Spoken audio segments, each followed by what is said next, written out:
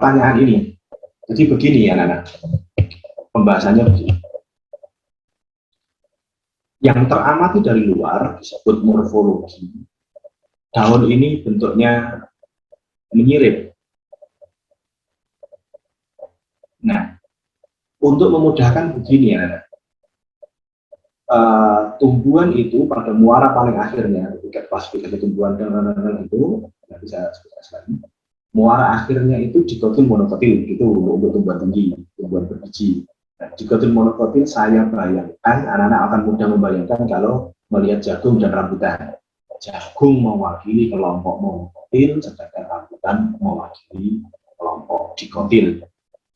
Nah, secara kasat mata anak-anak pasti mudah membayangkan, oh jagung bercabang tidak? Oh tidak. Monokotil itu ciri dasarnya tidak bercabang untuk daunnya, oh bentuknya pita. Terus apalagi batangnya berruas-ruas dan seterusnya. Jadi tidak perlu dihafalkan ketika sudah memegang satu pembanding yang paling mudah dihafal. Gitu ya. Terus ini daun rambutan. Kok tahu rambutan? Pasti bukan jagung maksud saya. Kok tahu? Nah, ini jawaban selanjutnya ada di sini nih. Cotyledon atau keping lembaga itu barangnya ini nih. Kemudian kalau dibedakan ada yang berkeping satu, ada cotyledon satu, ada cotyledon dua, maka muncul monocotyledon dan dicotyledon.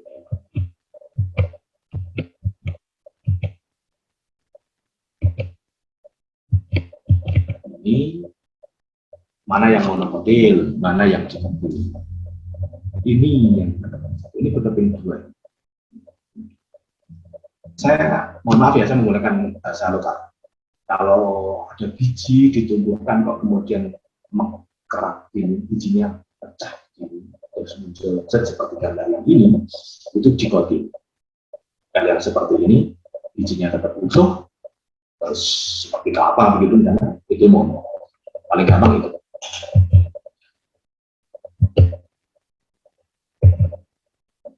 Nah, tumbuhan monokotil dan dikotil secara umum kan memiliki akar, batang, daun. Kemudian daun itu pada masa tertentu membentuk bunga. Jika berhasil, bunga akan menjadi buah. Di dalam buah ada biji. Seluruh bagian ini antara monokotil dan dikotil itu berbeda, terutama akar, batang, daun. Pasti bayangkan tadi cukup jagung dengan rambutan tadi. Jagung itu mewakili monokotil, rambutan mewakili dikotil. Oke, saya lanjut. Baik morfologi maupun anatominya beda ya. Kemudian jagung lawan rambutan gitu. Selanjutnya soal nomor 2. Organ tumbuhan, akar, batang, daun itu memiliki fungsi yang jelas, tetapi ada beberapa bagian yang mengalami modifikasi. Berarti anak-anak harus tahu fungsi standar dari organ tumbuhan, kemudian harus tahu modifikasinya. Saya ambil lengkuas. Orang sering mengenal dengan nama rizoma atau akar rimpang, menganggap bahwa itu akar, padahal sesungguhnya adalah batang. Dari mana tahu batang? Ya tempat tumbuhnya daun, kan nggak mungkin daun tumbuh di akar. Meskipun namanya akar rimpang. Tapi jawaban A itu batang yang terbenam di dalam tanah, dikenal dengan istilah akar rimpang. Berikutnya,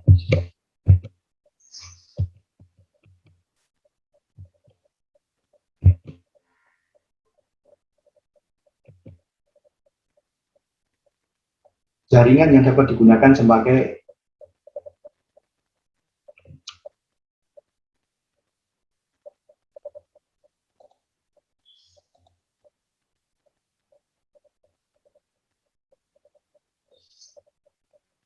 Menyimpan makanan tentu yang dimaksud adalah korteks yang ditunjuk dengan huruf K. Lanjut, nomor 4. Jaringan vaskuler, vaskuler itu berarti berupa saluran atau pembuh. Dalam hal ini adalah xilem dan floem. Anak-anak boleh yang A dijawab xilem, maka fungsinya mengangkut bahan fotosintesis, atau dijawab floem, fungsinya mengangkut, mengedarkan hasil fotosintesis. Anak-anak seringkali pembuat soal membuat istilah bahan fotosintesis untuk menggantikan xilem dan menggantikan air dan mineral. Jadi xilem itu mengedarkan air dan mineral atau mengangkut bahan fotosintesis, karena air dan mineral tadi sebagai bahan fotosintesis, terutama air tadi. Lanjut. Nomor 5. Berkas pengangkutnya, saya tunjuk A dan B dalam sebuah lingkaran ini. Dalam sebuah lingkaran ini berkas pengangkut. Nah, A siapa, B siapa? A xilem, B floem. Anak-anak tidak perlu menghafalkan ketika begini. Ini batang, kemudian ini daun. Kan daun tumbuhnya dari tunas dari batang toh.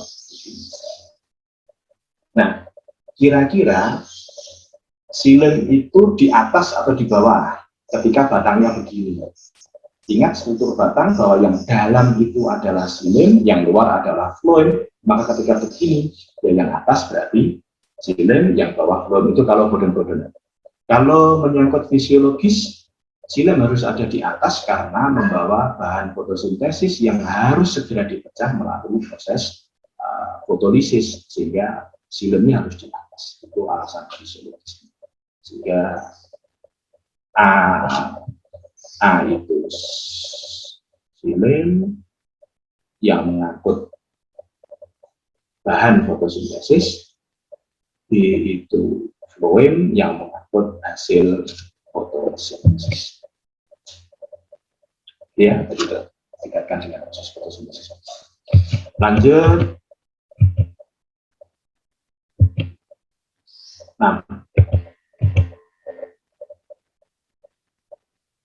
Nah, ini proses pengangkutan pada tumbuhan. Tinggal tadi strukturnya, sekarang pengangkutan. Pengangkutan itu dimulai dari air dari luar akar masuk ke dalam akar melalui epidermisnya akar, kemudian masuk ke dalam.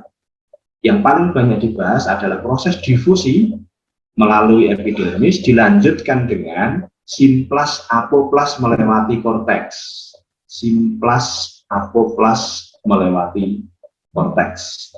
Yang saya tunjukkan ini menembus sel-sel korteks, berarti yang dimaksud adalah simplas 15. Lanjut. Simplas itu hubungan antar plasmodesmata antara sel-sel korteks itu dijadikan tempat merembesnya lah kira-kira. Lanjut, nomor 7.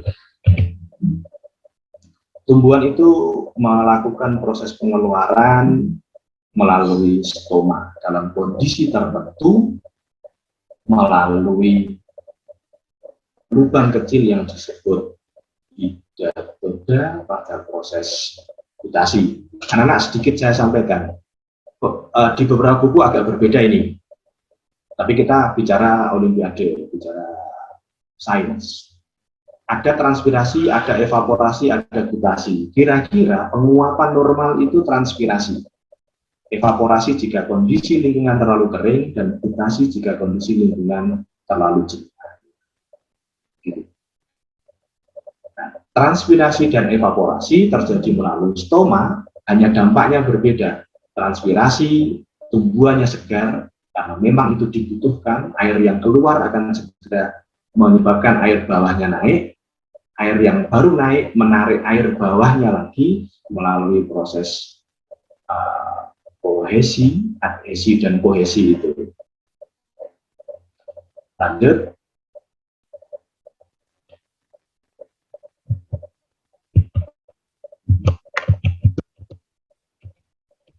Nomor 8, bicara tentang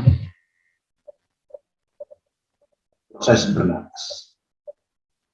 Bernapas itu paling umum melalui daun, melalui stoma yang terdapat pada permukaan daun. Nah, stoma umumnya berada di permukaan bawah daun karena terkait dengan menjaga agar tidak kehilangan air. Nah, beberapa tumbuhan melalui melalui struktur khusus, dalam hal ini adalah batang tua bergabus yang disebut dengan lentisel. Batang-batang tua bernapas bisa menjadi alat pernapasan melalui lentisel, lubang-lubang kecil pada. Kenali struktur khusus yang terkait dengan pernapasan.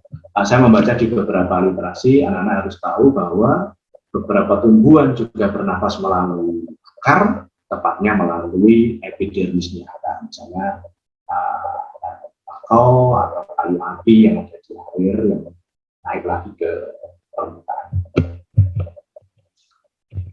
Kemudian nomor 9, fotosintesis. Nah, fotosintesis konsep dasarnya, foto itu cahaya, sintesis memanfaatkan untuk menyusun. Fotosintesis itu terdiri dari dua proses utama. Bahan itu dipersiapkan, kemudian dipecah dulu, fotolisis, kemudian disusun menjadi amilum. Nah, proses utamanya itu. Nah, percobaan itu semua dibuktikan melalui percobaan-percobaan. Nah, anak-anak, saya lihat beberapa soal terkini Olimpiade, kompetisi sains, arahnya ke percobaan-percobaan itu. Percobaan yang populer adalah percobaan Ebbinghaus yang membuktikan bahwa fotosintesis itu menghasilkan oksigen. Jadi dia membuktikan terjadinya proses fotolisis. Sementara percobaan Sah membuktikan bahwa terbentuk amilum. Percobaan Engelmann terjadi fotosintesis menghasilkan oksigen, memerlukan cahaya, bakterinya mendekat ke arah yang ada oksigennya. Kemudian percobaan Blackman. Jadi ada 4 percobaan utama itu yang harus dikenali oleh anak-anak. Saya tulis di sini. Percobaan yang membuktikan fotosintesis itu, saya tulis ada Ebbinghaus, Sah, Engelmann, dan Blackman. Setidaknya ini, kalau ada percobaan lain, monggo silakan di-explore. Yang beredar di soal-soal Olimpiade kira-kira.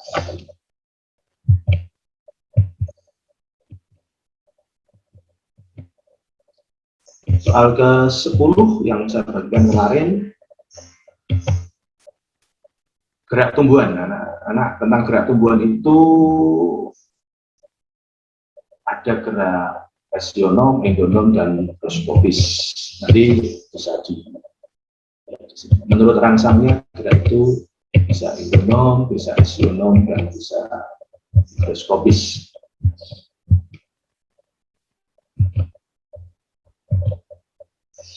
Menurut bagian tubuh yang bergerak, ada yang bergerak seluruhnya disebut taksis, dan ada yang bergerak sebagian tubuh.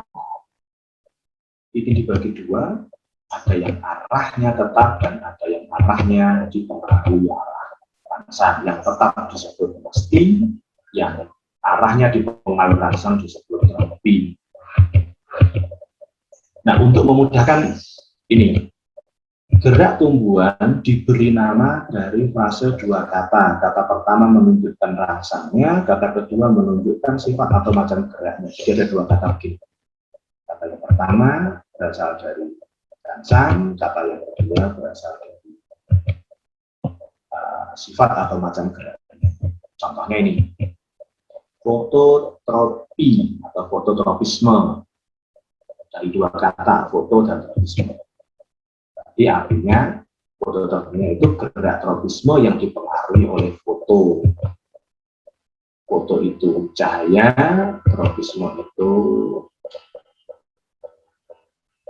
gerak sebagian tubuh yang arahnya dipengaruhi oleh rangsang. Sehingga kalau ada yang paling banyak itu kan di jendela belok ke sana, berarti menuju ke arah cahaya.